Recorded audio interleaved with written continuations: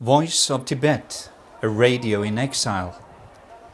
Since 1996, it has sent free and unbiased news from India to Tibet.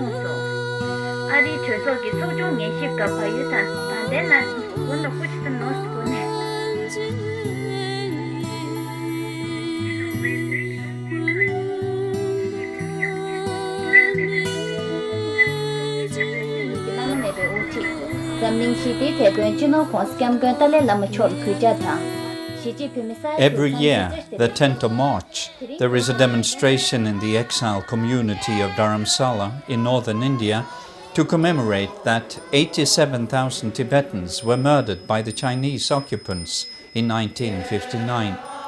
Since then, more than 1 million Tibetans have lost their lives in the struggle. But China's ongoing brutality is not forgotten. And while the Chinese try to control all information inside Tibet, the Voice of Tibet has for 9 years given a free and unbiased version of Tibetan life, history and politics. And since 1959, His Holiness the Dalai Lama has been the core figure for the fight to save Tibetan culture.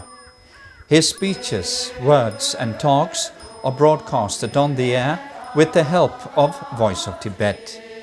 4 times every evening, news and features in Tibetan language and in Chinese Mandarin are broadcasted from India to Tibet through the shortwave radio.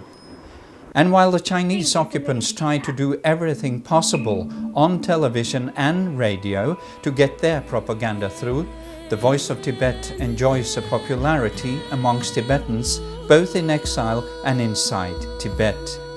And in spite of Chinese efforts to interrupt the programs from the Voice of Tibet, it has for 9 years represented a hope to the Tibetan people that the Tibetan cause is not forgotten.